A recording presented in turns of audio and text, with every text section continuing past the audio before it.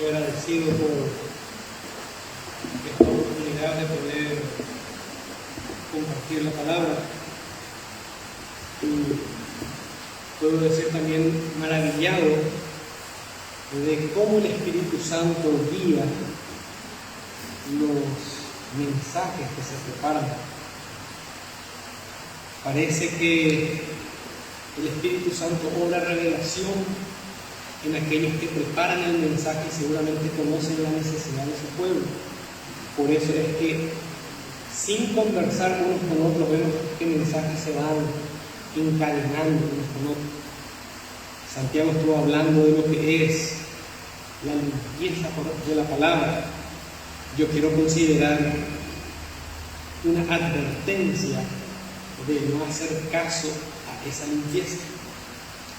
Santiago dijo, preparó su mensaje enfocado a los jóvenes. Yo puedo decir que preparé también un mensaje enfocado a jóvenes de 12 a 50 años y para los no tan jóvenes también. Vamos a comenzar con la ayuda del Señor, primeramente en Proverbios capítulo 1, una primera referencia, Proverbios capítulo 1, el verso 10. El peligro que corre el joven, el creyente, el hijo de Dios, es que quiere muchas veces ser arrastrado por las corrientes del mundo. El creyente lee la palabra, el creyente conoce la palabra. Muchas veces desde niño aprende la palabra. El problema es que cuando llega a la juventud, pareciera que no valora esta santidad.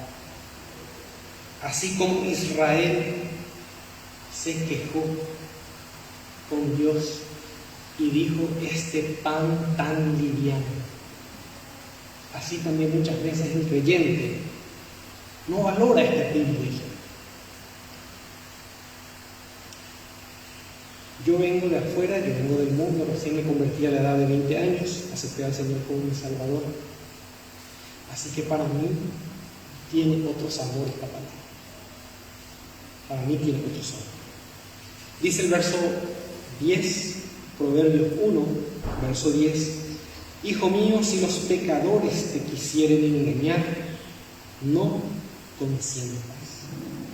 Consentir significa sentir lo mismo que está sintiendo el otro. El pecador no va a ofrecerme en absoluto nada que sea provechoso para mi vida, para mi crecimiento espiritual. La palabra dice que estos a su propia alma tienden lazo.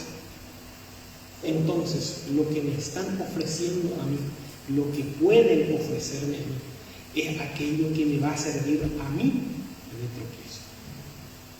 Si los pecadores me quisieran engañar, yo como hijo de Dios, como aquel que conoce la palabra, no tengo que consentir.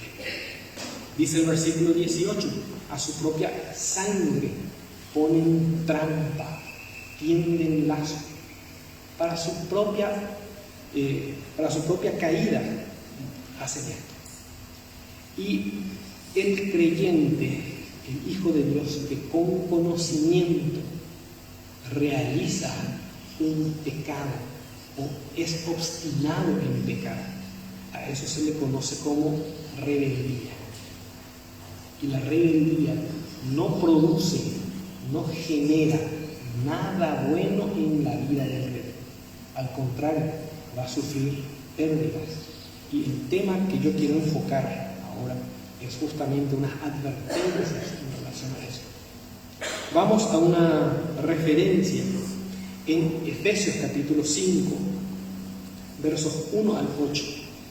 Efesios capítulo 5, 1 al 8. Santiago advierte, dice que al que sabe hacer lo bueno y no lo hace, es pecado. El creyente, el Hijo de Dios, ya escuchó la palabra muchas veces. Y cuando con todo eso no hace caso, eso se convierte en pecado para ese creyente porque es rebeldía. Y la rebeldía y la obstinación fue causa de la caída de Saúl, porque como pecado de adivinación, dice en 1 Samuel, es la obstinación, la rebeldía, y como ídolos e idolatría, la misma cosa, es pecado. Y por causa de eso Saúl, la sanción que recibió, le dice el profeta Samuel, tu reino será quitado.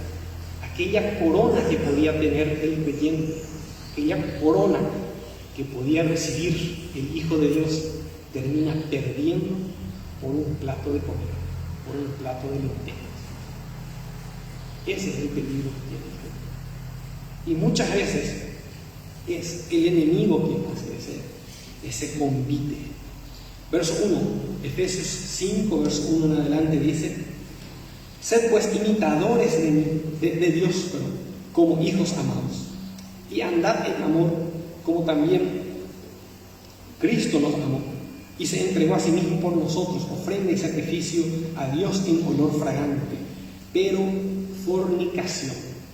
El hermano José estaba mencionando que la palabra fornicación, traducida acá fornicación, en griego es porneia, y la palabra porneia abarca todo tipo de inmundicia que tenga que ver con la sexualidad.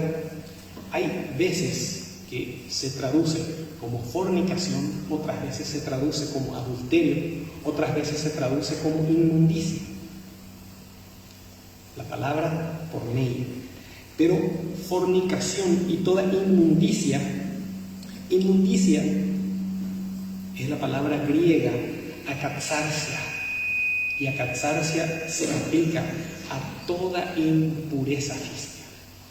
Y las impurezas físicas surgen, brotan de nuestra carne, pero con toda facilidad. No hace falta enseñarle a mentir a una criatura. Eso ya traemos en la carne.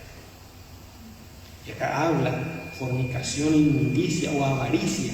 Ni aun se nombre entre vosotros como conviene a santos. Este mensaje, esta carta a los Efesios, es una de las cartas más lindas que Pablo escribió. Se dice que esta fue una de las últimas cartas escritas por Pablo, año 67, 68 aproximadamente. Fue una de las últimas cartas antes de segunda de Timoteo, y fue una de las cartas ya de prisión. Él, antes de fallecer, escribió esta carta. Una de las cartas más lindas.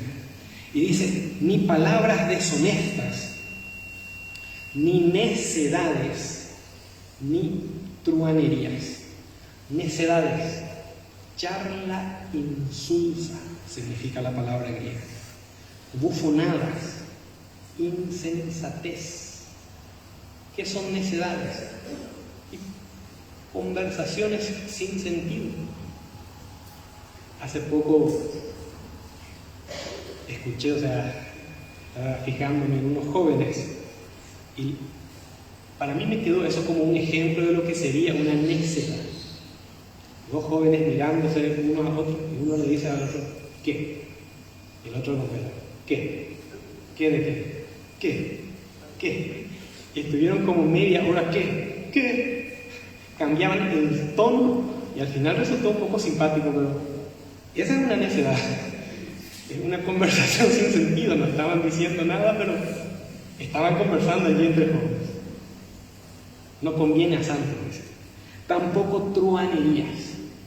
¿Qué es la palabra truhanerías? Dice: listo en jocosidad, comicidad. Todo toma en broma. Convierte todo en algo cómico. Comicidad. Eso no conviene a santos. Verso 5. Porque sabéis esto, que ningún fornicario o inmundo o avaro. En el versículo 3, Pablo está explicando, está hablando del pecado, presentando el pecado. fornicación, inmundicia, avaricia. Y en el verso 5 habla ya aplicando ese pecado a la persona. Fornicario, inmundo o avaro, que es idólatra, tiene herencia en el reino de Dios. Nadie os engañe con palabras vanas, porque por estas cosas viene la ira de Dios sobre los hijos de desobediencia. Verso 7 dice: no seáis pues partícipes con ellos. Habíamos comenzado nuestra lección para no ser partícipes, para no consentir con los pecadores. Es un mensaje que Pablo vuelve a repetir a los efesios. Quiero ver Segunda de Reyes, capítulo 17. A causa del tiempo voy a tener que hacer una especie de resumen del mensaje. Segunda de Reyes, capítulo 17, versos 28 al 34. Vamos a tratar de hacer un resumen porque el hermano Samuel dijo: vamos a un breve mensaje. No sabía lo que yo tenía preparado, pero vamos a tratar de acortar el mensaje. Segunda de Reyes 17, 28 al 34. Acá encontramos a los samaritanos. Samaritanos de descendientes de Israel, que habían ido a Babilonia, al mundo, y que ahora vinieron a tomar un lugar, una posesión. Samaritanos. Ojalá en el pueblo de Dios, entre los hijos de Dios, hayan verdaderos israelitas y no samaritanos. Porque ¿qué hacían estos samaritanos? 28. Y vino uno de los sacerdotes que habían llevado cautivos de Samaria y habitó en Betel y les enseñó cómo habían de temer a Jehová. Pero cada nación se hizo sus dioses y los pusieron en los templos, en los lugares altos que habían hecho los de Samaria, cada nación en su ciudad donde habitaba. Los de Babilonia hicieron a Sucot-Bemot, los de Cuta hicieron a Nergal, los de Amad hicieron a Asima, los Abeos hicieron a Mispa y a Tartac, y los de Sefarbaín quemaban sus hijos en el fuego para adorar a Adramelech y a Anamelech, de dioses de Sefarbaín. Versos 32. Temían a Jehová. Venían al culto, se iban a las reuniones de jóvenes. Cuando había campamentos, no faltaban al campamento. Temían a Jehová. E hicieron del bajo pueblo sacerdotes de los lugares altos, que sacrificaban para ellos en los templos en los lugares altos. Temían a Jehová y honraban a sus dioses según la costumbre de las naciones de donde habían sido trasladados. 34. Hasta hoy hacen como antes. Ni temen a Jehová, ni guardan sus estatutos, ni sus ordenanzas. Es grave esta acusación contra estos samaritanos. Temían a Jehová. Pero el verso 34 dice: hasta hoy no temen, porque aquel creyente que, siendo hijo de Dios, busca las cosas del mundo y toma para sí estos ídolos del mundo, termina afectando eso su crecimiento, afecta su comunión con Dios. Acá vemos que estos hicieron distintos ídolos, y cada uno de estos ídolos, cada uno de estos demonios tiene su lugar, su poder. Por causa del tiempo no voy a considerar a todos ellos, solamente voy a referirme directamente a Adramelech. Adramelech es un ídolo representado como un sol o un demonio, y termina siendo este ídolo, Adramelech, un nombre utilizado en 2 videojuegos. Ojo, jóvenes, Adramelech aparece en 2 videojuegos. En uno de ellos, no conozco, pero si ustedes capaz que hayan escuchado, si no pronuncio bien, me van a disculpar. Uno de ellos es Castlevania. Aparece uno de los personajes, este demonio que se llama Adramelech. También aparece en otro videojuego que se llama Final Fantasy. Este demonio. Final Fantasy. Así que a cuidarse, jóvenes. Y no solamente en estos videojuegos aparecen estos ídolos paganos, estos demonios, sino hay muchísimos otros. Assassin's Creed, Príncipe de Persia, Warcraft, Resident Evil, Mortal Kombat, God of War. Pero yo juego nomás eso, a mí no me hace nada. Tenían a Jehová y honraban a sus dioses. Viciado con el juego, o viciado con alguna película, o con alguna otra cosa. Ojo con eso. Ageo capítulo 2. Ageo capítulo 2.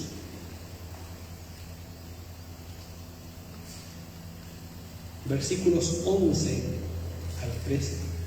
Porque alguno va a decir, no, yo juego y no me afecta, o yo veo alguna película, o soy fan de alguna cosa, pero a mí eso no me afecta. Yo leo un libro y yo también juego. No se engañe, porque toda inmundicia afecta a la vida del creyente. No seáis partícipes con ellos, decía la palabra. Ageo capítulo 2, versos 11 al 13. Así ha dicho Jehová de los ejércitos: pregunta ahora a los sacerdotes acerca de la ley, diciendo: si alguno llevare carne santificada en la falda de su ropa, y con el vuelo de ella tocare pan, la carne es la que está santificada, y con el vuelo de esa tela toca a pan, o vianda, o vino, o aceite, o cualquier otra comida, ¿será santificada ese pan, ese vino? Y respondieron los sacerdotes y dijeron: no. La santidad a la cosa inmunda no se contagia. Si yo tengo vestido blanco y me acerco a una persona que está saliendo de su trabajo, por ejemplo, un mecánico o un albañil que viene con sus ropas de su trabajo, y yo vengo con un vestido blanco, vestiduras blancas, yo le voy a contagiar la limpieza a esa persona, a la ropa de esa persona. No se contagia, pero sí me va a ensuciar. Y dijo Ageo, verso 13: si un inmundo a causa del cuerpo muerto tocare alguna de estas cosas, ¿será inmundo? Y respondieron los sacerdotes y dijeron: inmunda será. Inmunda será.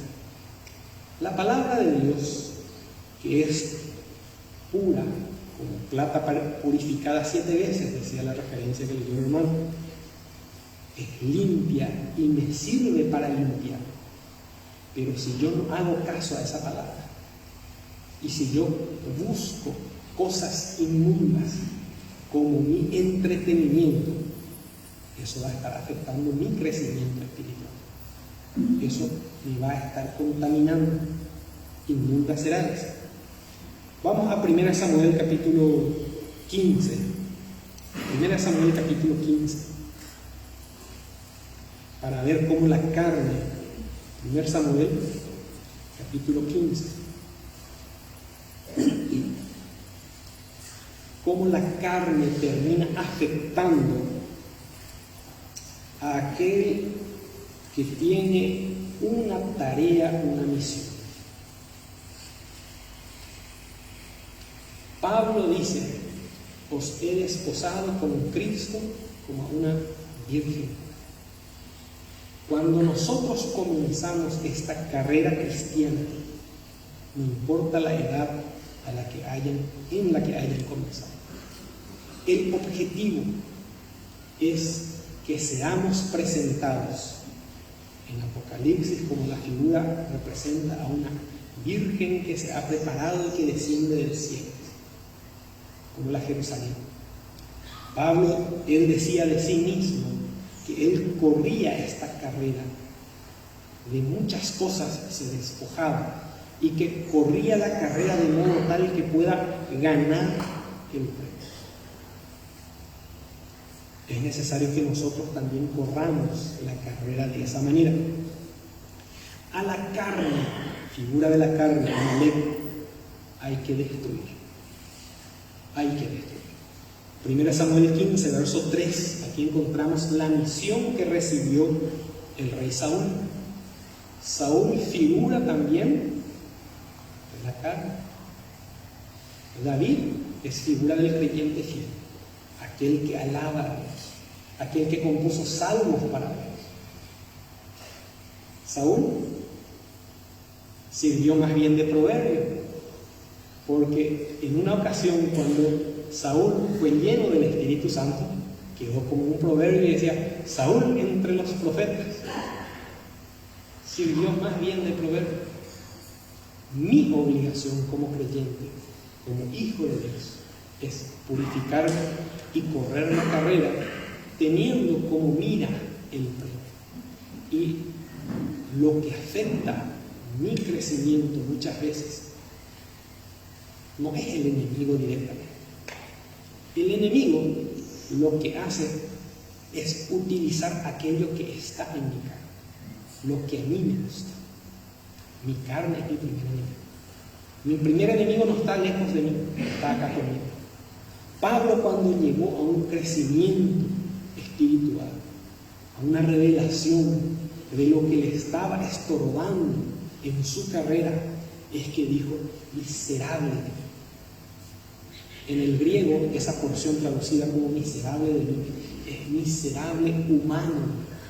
Pablo estaba teniendo asco de su condición humana, de la debilidad de la carne. Miserable de mí. Verso 3: ve pues y hiere a Amalek y destruye todo lo que tiene. No te apiades de él.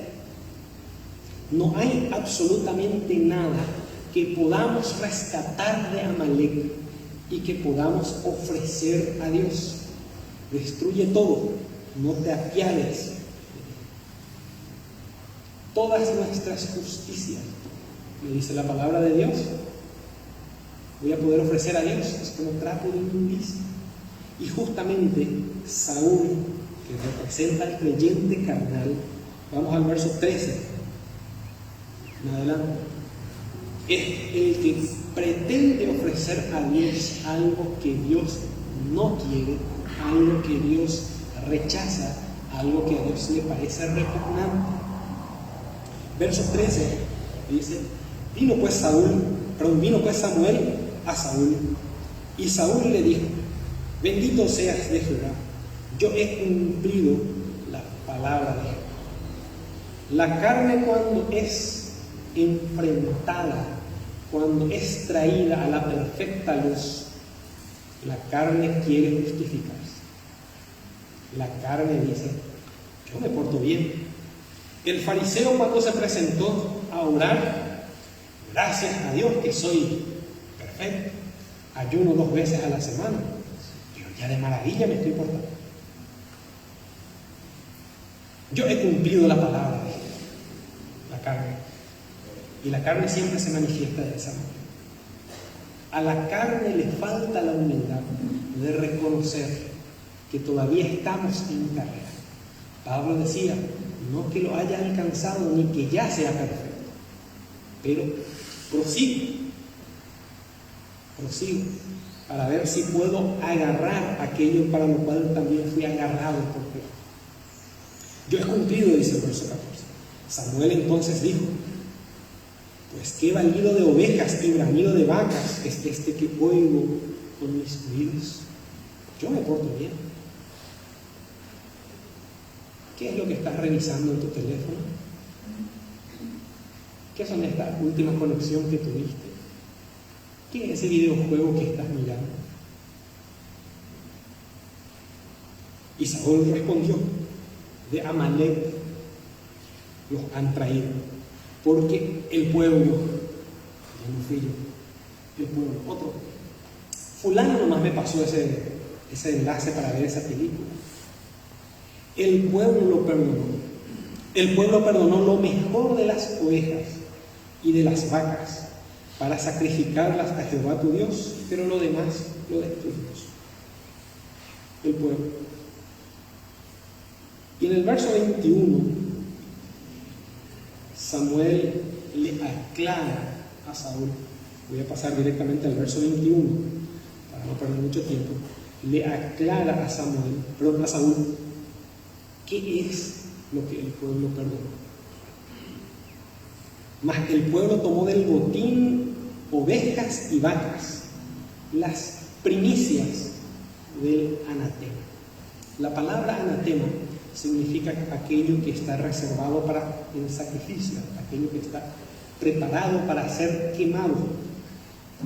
Y yo no creo que ninguno de ustedes esta mañana quiera aceptar un regalo que yo les traigo y justamente en presencia de ustedes voy a ir a revisar en el basurero y del basurero sacar para el regalo de ustedes.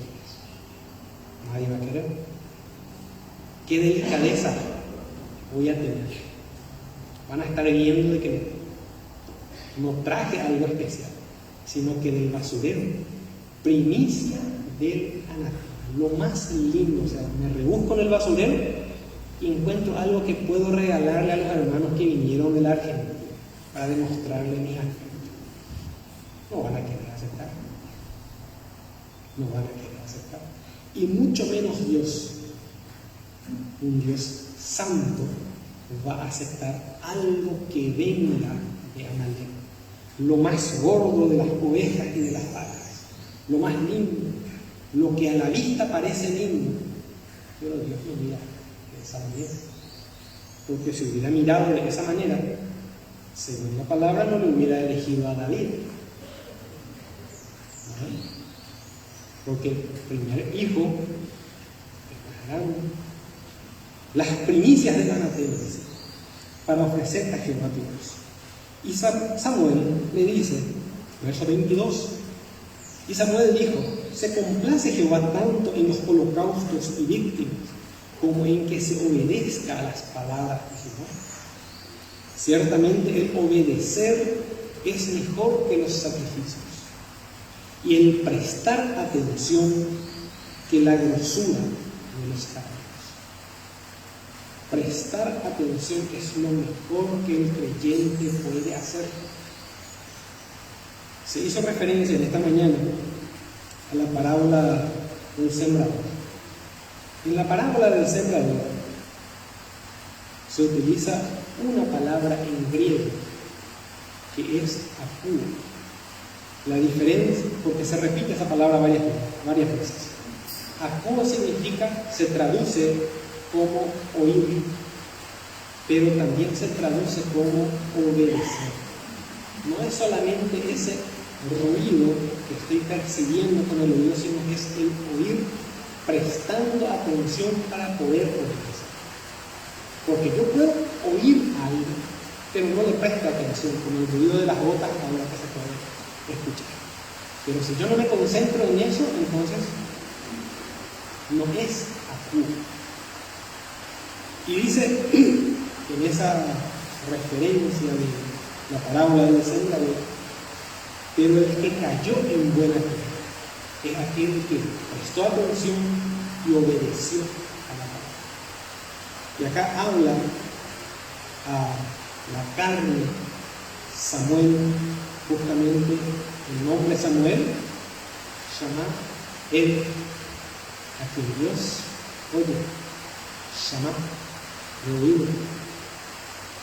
Ciertamente el obedecer es mejor que los sacrificios y el prestar atención es mejor que cualquier dulzura. Si mal no recuerdo, decía Jeremías, en qué tenía que alabarse el que quisiera alabarse, en conocerlo y entenderlo. No se alaba el sabio en su sabiduría, ni el valiente, sino aquel que quiera alabarse, alábese en él, en conocerlo y entender.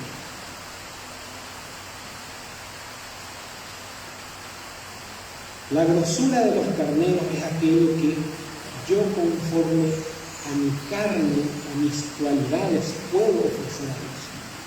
Pero Dios no acepta. Acá la carne queriendo ofrecer primicias de la anatemia. Estas primicias de la anatemia, Dios no acepta. Verso 23 le dice, porque como pecado de adivinación es la rebelión, y como ídolos y idolatría la obstinación. Por cuanto tú desechaste la palabra de Jehová, Él también te ha desechado para que no seas rey. Esta fue la pérdida que tuvo Saúl. ¿Qué pérdida, jóvenes, podemos estar teniendo por causa de no hacer caso a la palabra de Dios? Estoy perdiendo mi comunión, estoy perdiendo valioso tiempo jugando, distrayéndome con el celular. ¿Qué pérdida estoy perdiendo? Saúl dice, para que no seas rey. Nosotros, nuestra carrera es para ser la esposa de Cristo, para formar parte de ese grupo privilegiado del cuerpo de Dios. Hay algunas secuelas que quiero considerar de forma rápida, algunas secuelas que puede sufrir el creyente por no hacer caso. Proverbios capítulo 3, verso 35, Proverbios 3, 35, por no hacer caso a la palabra de Dios. Los sabios, dice, heredarán honra, mas los necios llevarán ignominia. Ignominia significa una afrenta pública, con o sin causa, una vergüenza. Cuando el creyente, hijo de Dios, desobediente a la palabra, cae, esa caída muchas veces le sirve para vergüenza, una afrenta pública. Y en Job y en Salmos, el salmista dice, no te acuerdes de los pecados de mi juventud. Ahora, como joven, hace poco en el campamento estábamos considerando en Villarrica, anda en los caminos, le decía Juan, pero sabe que sobre eso hay que dar cuenta. ¿Qué va a pasar de este joven que en su vida de joven, desobediente a la palabra, comete algún pecado? Ignominia es lo que puede llegar a acarrear si es que no se lava con la palabra, si no busca en sinceridad la limpieza que la palabra me puede ofrecer. Él tenía varios ejemplos, pero solamente voy a recurrir a un ejemplo que encontramos de un nombre ignominioso. Y yo creo que ningún joven, ninguna persona va a querer llevar este apellido. Hebreos 11:31 encontramos a una persona que lleva un apellido nada bueno. Yo recuerdo tiempo atrás, un joven se presentó y dijo, ¿vos quién sos? Le pregunta a una persona a él, y dice, ¿vos quién sos? Y como no quería contar hijo de quién era, él dijo, soy nieto de fulano. Porque mi abuelo sí tenía buena con mi papá, era un poquito, ni siquiera el apellido del papá estaba. Y acá encontramos a Rahab. Rahab después le encontramos en el Nuevo Testamento en la genealogía de Jesús. Se convirtió en una mujer de fe. Estuvo en Jericó, en el mundo, y del mundo vino y formó parte de la genealogía de Jesús. Es una mujer de fe. Por fe Rahab, dice. Pero Rahab quedó con su apellido. Los pecados de su juventud. Yo sé que si ahora hacemos un ejercicio de la mente, el ejercicio de la memoria, nos va a venir a la mente alguien que en su juventud haya hecho algo de lo cual no está ahora orgulloso y que queda como una mancha en la vida de esa persona. Ahora sí, ya es un buen creyente, una buena esposa, un buen esposo, pero cuando era joven cometió algo y esa mancha no se borra. Es ignominioso, ignominia es lo que queda. También como consecuencia de andar en ese mal camino,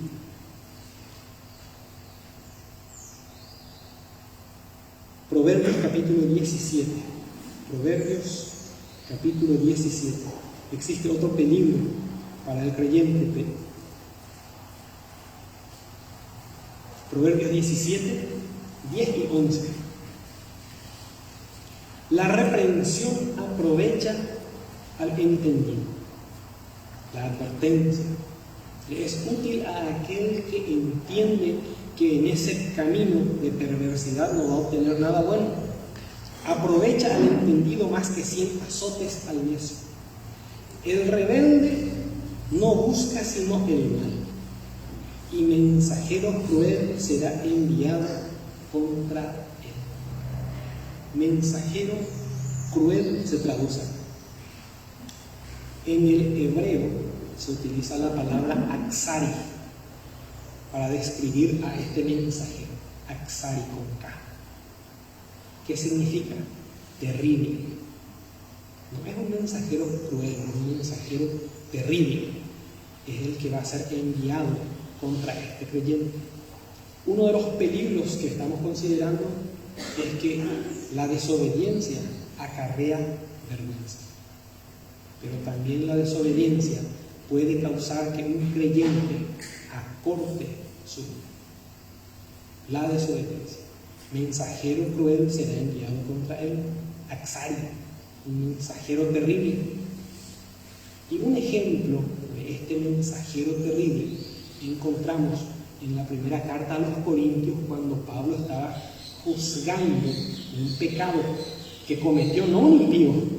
Le dicen un pecado que ni aún se nombra entre los impíos y dentro del pueblo se estaba realizando. ¿Cuál era la sanción? ¿Cuál era el veredicto para esa persona? El mensajero terrible va a ser enviado contra él. El tal se ha entregado a ese mensajero para la destrucción de la carne. Y después muere ese creyente desobediente. Y comienzan a llover los versículos. Estimada es a Jehová la muerte de sus santos. Ese mensajero cruel. Primera Juan dice, hay pecado de muerte. Capítulo 5. Hay pecado de muerte. Acorta la vida por causa de desobediencia. Bueno, diferente es la situación de aquel que anda en el temor de Dios. Porque Santiago tocó esta referencia, pero quiero volver a leer. Segunda de Timoteo, capítulo 2. Ya para ir terminando. Segunda de Timoteo, capítulo 2, versos 20 al 22.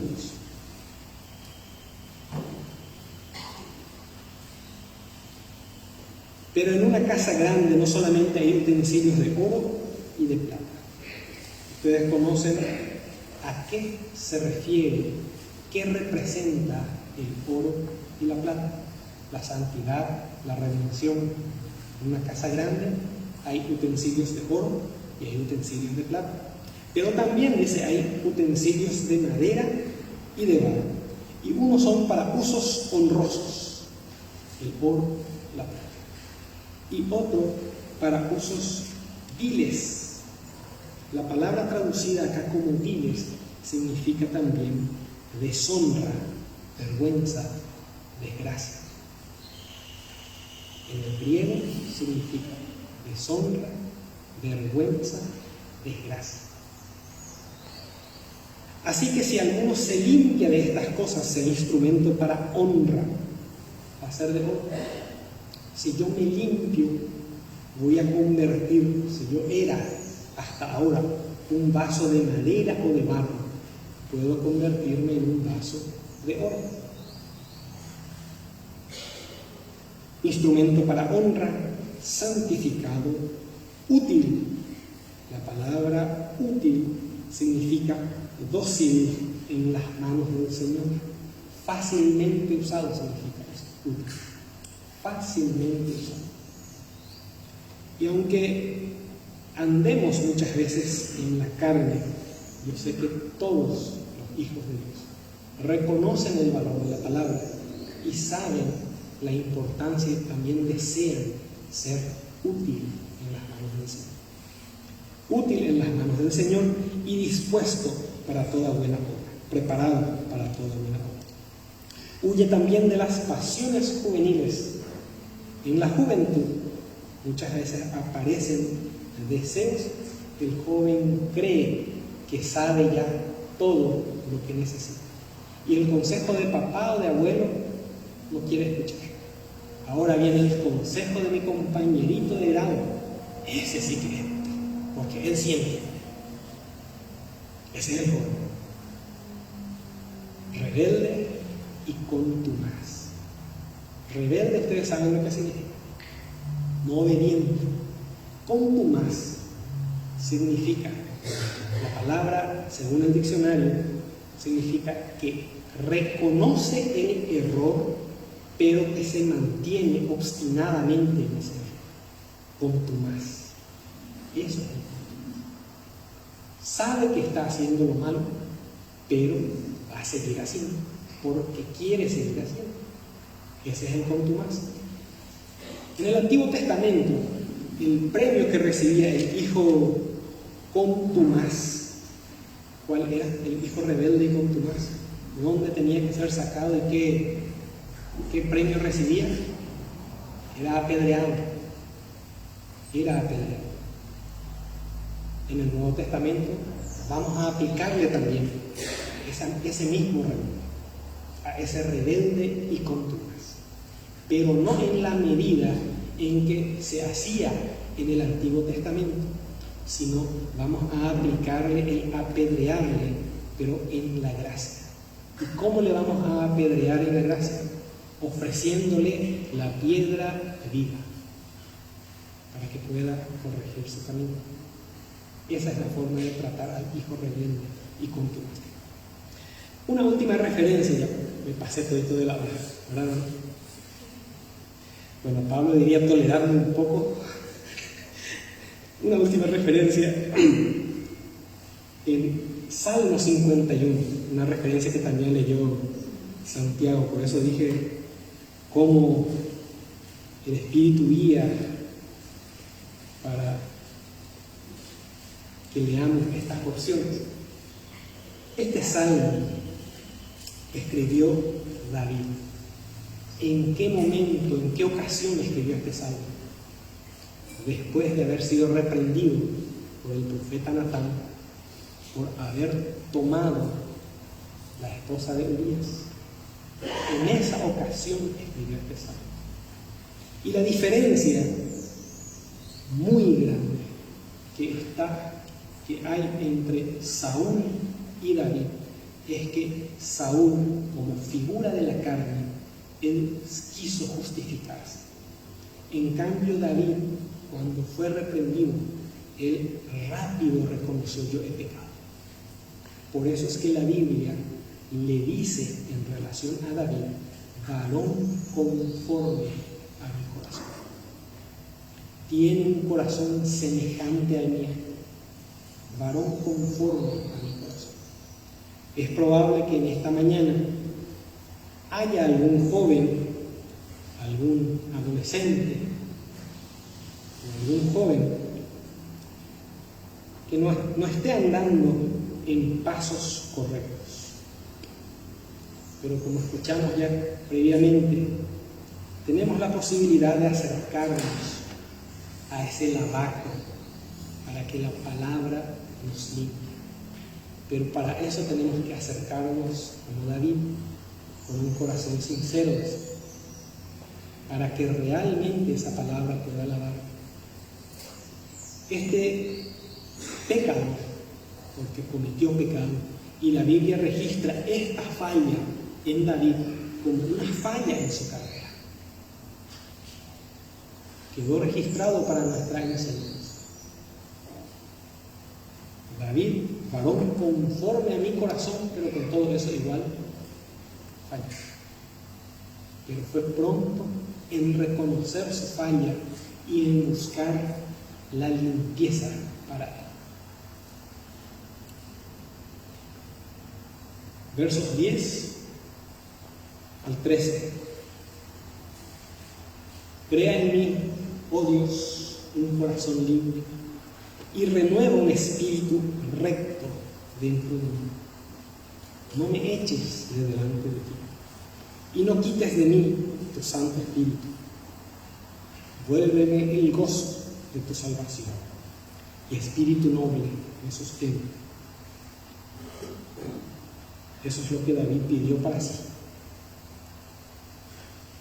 Pidió cambiar esto que está dentro de mí, aquello que me está llevando al pecado. En Santiago explica de que cuando alguno cae, no es por causa del enemigo. El enemigo utiliza sus armas y me engaña con lo que está en mí. Dice que alguno es seducido y atraído. Y la palabra seducido significa, en el griego se traduce como entrampado. ¿Cómo? No es que me ponen nomás una trampa en mi camino, sino que la traducción equivale a que me pongan un gancho directamente en la boca. El pecado que se me está ofreciendo es algo que a mí me va a gustar, es algo que a mí me va. No me van a seducir con algo que a mí no me gusta, sino que me van a ofrecer algo que a mi carne le agrada. Por eso es que el salmista decía, crea en mí, oh Dios. Y Pablo decía, miserable de esta carne. ¿Y qué voy a hacer después de esto, de tener ese nuevo espíritu? Ese espíritu noble. Verso 13. Entonces enseñaré a los transgresores tus caminos y los pecadores se convertirán a ti. ¿Y por qué voy a poder enseñar? Y porque voy a hablar con experiencia. Yo pasé por esto, yo tuve esta experiencia, pero hubo gracia, hubo abundante palabra, hubo limpieza para mí. Y que el Señor nos conceda a todos los que estamos necesitando